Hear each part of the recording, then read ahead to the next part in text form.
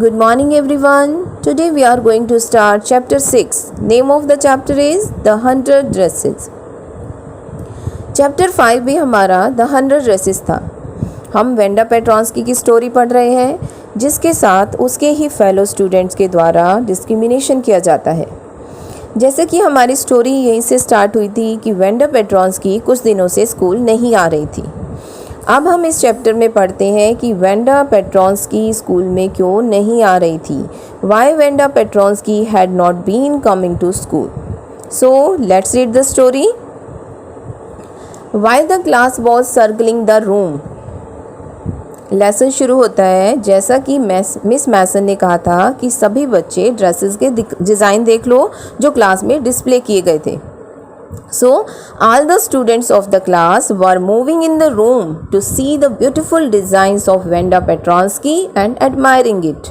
और तभी क्या होता है, The monitor from the principal's office brought Miss Mason a note. तभी monitor of the class brought a letter for Miss Mason. Miss Mason के लिए एक letter लेकर आता है. Miss Mason read it several times and studied it thoughtfully for a while. अब miss मैसन क्या करती है, उस लेटर को सेवरल टाइम्स रीड करती है और बहुत ध्यान से उसको थॉटफुली स्टडी भी करती है. It means she could not believe that what was written in it. जो उसमें लिखा था उस पर उसे बिलीव नहीं होता है. Then she clapped her hands. तब वो अपने हैंड्स को क्लैप करती है. इट मीन्स और क्लास को अटेंटिव करती है. हैंड क्लैप करके ताली बजा के क्लास को अटेंटिव करती है और वो पूरी क्लास को बताना चाहती है कि ये लेटर कहाँ से आया है, किसका है और इस लेटर में क्या लिखा है. Attention class, everyone back to their seat.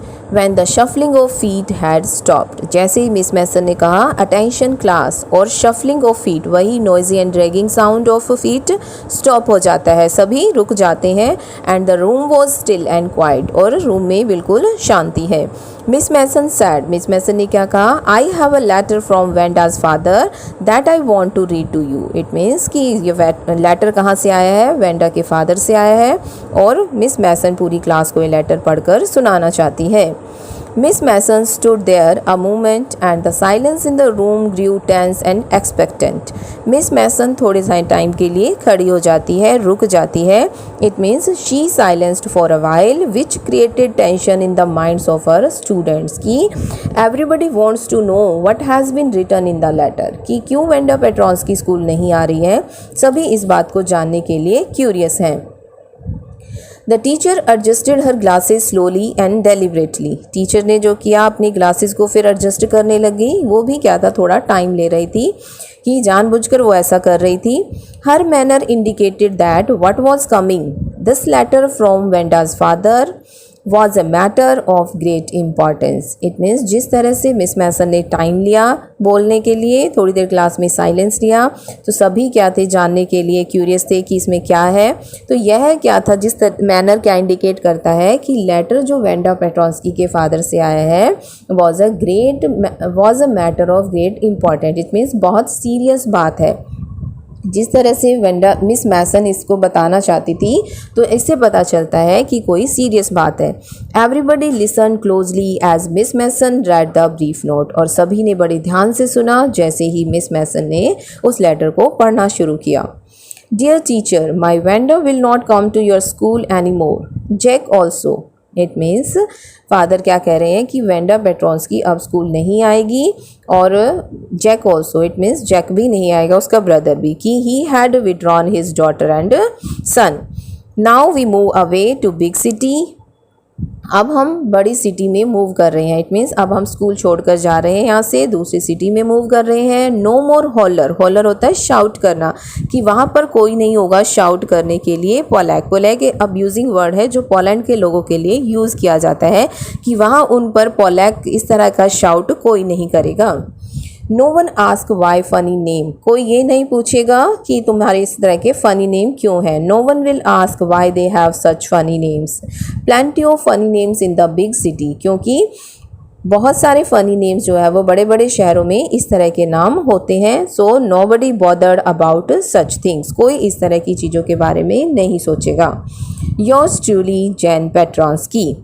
इस तरह से वेंडा पेट्रॉन्स्की के फादर अपने लेटर का एंड कर देते हैं। क्लियर कि अब वेंडा स्कूल में क्यों नहीं आ रही है, वो वेंडा पेट्रॉन्स्की के फादर एक लेटर स्कूल में भेजते हैं जिससे पता चलता है कि उसको जो फ़नी नेम से टीज़ किया जा रहा था उसके कारण वो स्कूल छोड़कर चली गई है। A deep silence met the reading of this letter.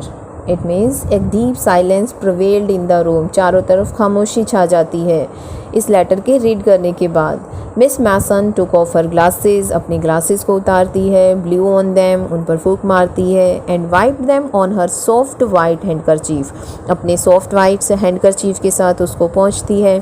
Then she put them on again and looked at the class, और फिर उन्हें दोबारा पहन लेती है और क्लास की तरफ देखती है। When she spoke her voice was very low, वह जैसे ही बोलती है उसकी वॉइस क्या है, बहुत लो है, वो धीरे बोलती है। It means after hearing what was there in that letter everyone was speechless, सभी speechless हो जाते हैं। Miss Mason disappoint होती है। She was very upset to know the reason कि वेंडा पेट्रॉन्स्की स्कूल में क्यों नहीं आ रही है। So she conveyed her disappointment to the class, अपनी डिसअपॉइंटमेंट क्लास को कन्वे करती है और उनसे क्या कहती है, I am sure that none of the boys and girls in room 13 would purposely and deliberately hurt anyone's feeling because his or her name happen to be a long unfamiliar one.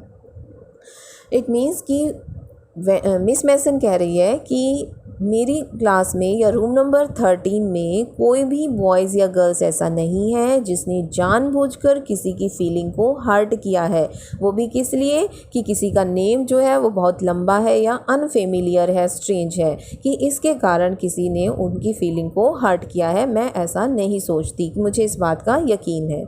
I prefer to think that what was said, कि मैं सोचती हूँ कि जो कुछ भी हुआ था या जो कुछ भी कहा गया वॉज सैड इन थॉटलेस, कि उसे थॉटलेसनेस अनजाने में कहा गया है, कि जानबूझकर किसी ने ऐसा नहीं किया, अगर कुछ कहा भी गया है तो वो अनजाने में कहा गया है।